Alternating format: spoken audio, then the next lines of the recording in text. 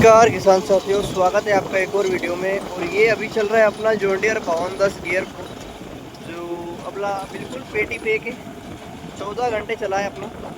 और अभी इससे अपन कल्टीवेटर कर रहे हैं। अब ये चल रहा है बी के दूसरे में, सी पहले में भी चल सकता है लेकिन बी दूसरे में अपन चला रहे हैं। अब आपको जैसा कि बताया कि अपन ने सारी ज़मीन कल्टीवेटर कर ली थी। अब पहले ही क्यों कर ली थी अपन ने, क्योंकि उस टाइम पे क्या अपन फ्री थे, गेहूँ के स्लॉट बुक हो नहीं रहे थे तो कोई दिक्कत आ नहीं रही थी। लेकिन अब यहाँ पर पास वाले खेत में गेहूँ थे जो मटर के बाद लगाए थे, उस कंडीशन में क्या हुआ, यहाँ पर अपन इसकी अंकाई नहीं कर पाए। अब यहाँ पर आप देखो बिल्कुल कल्टीवेटर लग भी नहीं रहा है, बहुत ही ज़्यादा खेत कड़क हो चुके हैं। और अपनी एमपी की ज़मीनें पे धूप टेम्परेचर भी काफ़ी ज़्यादा रहता है, और ज़मीन सूखने के बाद कोई सा भी इम्प्लीमेंट हो, कल्टीवेटर हो, पंजा हो, सत्ता हो, मिसाइल हो, राइफल हो, तो कोई सा भी हो, आपका कोई सा भी इम्प्लीमेंट हो, यहाँ पर कोई सक्सेस नहीं होता। आप पत्थर देख सकते हो, बिल्कुल कुछ इस कंडीशन में यहाँ पर पत्थर निकल रहे हैं। तो अभी जो अपना 5210 गियर प्रो है, इसकी टंकी अपन फुल करके आए हैं और लगभग 1.5 बीघा ज़मीन है, मतलब 1 एकड़ के लगभग ही अपनी ज़मीन है यहाँ पर। अब इसमें इसका डीजल एवरेज अपन को चेक करना है कि कितना लेता है। अब घर जाके अपन इसमें फिर से डीजल जब रिफ़िल करेंगे, टंकी पूरी पैक कर देंगे, तो वहाँ पर इसका डीजल एवरेज निकल के आ जाएगा। जैसे अपन ने इसमें स्टार्ट किया था, उसके पहले अपन ने पूरी टंकी फुल कर दी थी ताकि इसका एवरेज व्यवस्थित पता चल सके। अब यहाँ पर कल्टीवेटर को देखा जाए तो ये जो अपना कल्टीवेटर है ये है 11 टाइम में।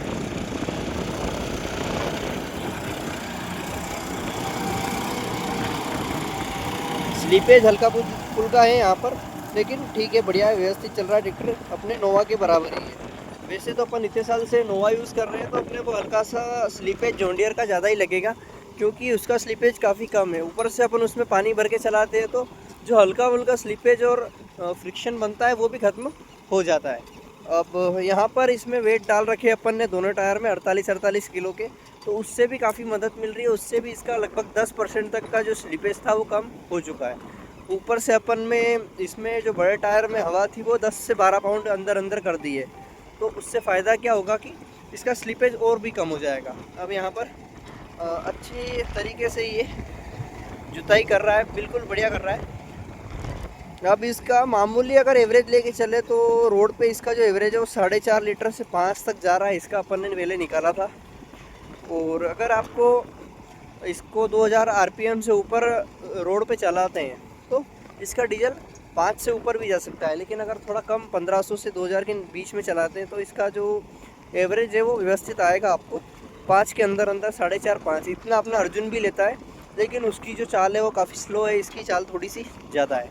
कोई से भी गियर में चलाओ, इसकी जो पिकअप, बैकअप, टॉर्क और चलने की स्पीड है वो अपने महिंद्रा अर्जुन से काफ़ी ज़्यादा है और बढ़िया है। एक मामले में अर्जुन भी ठीक है, एक मामले में ये भी ठीक है। इसका स्लीपेज ज़्यादा है, उसका स्लीपेज कम है। इसकी चाल ज़्यादा है, उसकी चाल थोड़ी सी कम है। तो कहीं ना कहीं जितना समय अपने नोवा को लगता है ज़मीन निकालने में, उससे आधे घंटे पहले इसका उतनी ही ज़मीन में ये कवर कर लेता है। अब नया है तो अब इसको धीरे धीरे अपन सेटल होंगे इस पर, कैसे क्या चलता है व्यवस्थित तरीके से।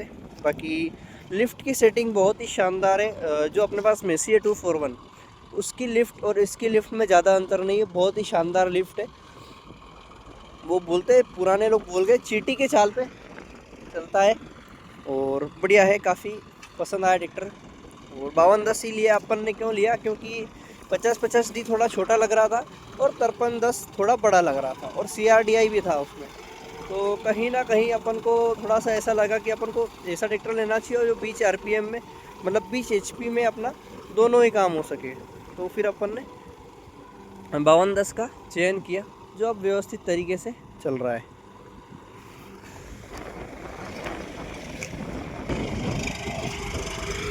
अगर आप इसमें थोड़ा सा रेस RPM कम भी रखोगे तो भी इसका बैकअप इतना बढ़िया है कि ये अपने आप ले लेगा। अपना नोवा का क्या था, अगर रेस छोड़ी कि ट्रैक्टर पूरा दब जाता था, तो इसमें वाली दिक्कत नहीं आती, दबता बिल्कुल भी नहीं है, अपने हिसाब से चलता है, व्यवस्थित चलता है। बाकी कहीं का कहना है कि जॉन डियर तेल ज़्यादा लेता है, तो तेल लेता है लेकिन काम जल्दी निकाल के दे देता है।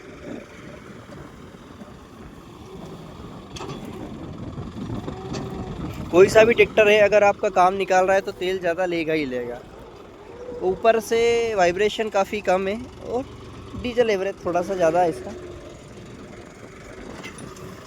बिल्कुल साइलेंट है। इतने में अपना नोवा अगर 10-12 की रेस पे भी अपन चलाते हैं तो उसकी जो आवाज़ है 855 और दूसरे ट्रैक्टर जैसी ही निकलती है, लेकिन इसकी आवाज़ बिल्कुल आराम से, कोई ज़्यादा शोर शराबा नहीं, बिल्कुल साइलेंट काम है।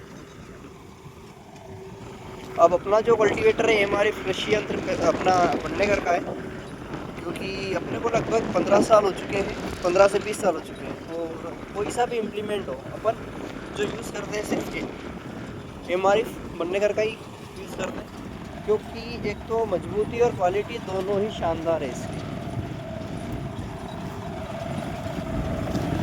और ज़मीन काफ़ी कड़क हो चुकी है, कल्टीवेटर अपने आप ऊपर आ रहा है नीचे की बजाय। और चल रहा है काम थोड़ा बहुत। ये आखिरी ज़मीन है अपनी कल्टीवेटर करनी, बाकी अब अपन को सत्ता लगाना है। जो पानी थोड़ी बारिश गिर जाए, अभी 10-15 दिन में शायद बारिश होने वाली है।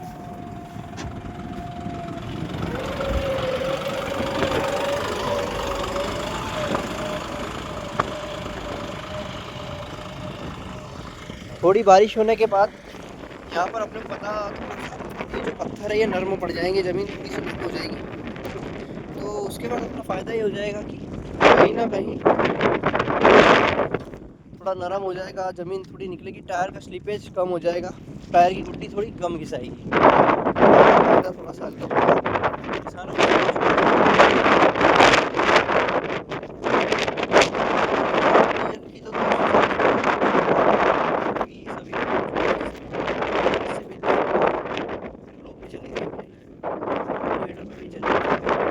सारी ज़मीन अपन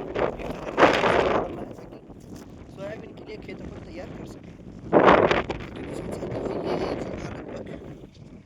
कंप्लीट हो चुकी है, अपने को 1 घंटा हुआ है। 1 घंटे में 1.5 एकड़ ज़मीन इसने निकाली है, मतलब 1 एकड़ ऊपर है, थोड़ी 1.5 बीघा से थोड़ी सी ज़्यादा है। इसका डीजल एवरेज भी अपन को घर पे नापना होगा, लेकिन मैं कमेंट में बता दूंगा क्योंकि वीडियो काफ़ी लंबी हो जाएगी। और मुझे लगता है ज़्यादा से ज़्यादा 1 घंटे में इसने 5 लीटर डीजल लिया होगा, उससे ज़्यादा नहीं लिया होगा। बाकी लुक काफ़ी शानदार आती है अपने जेडी की।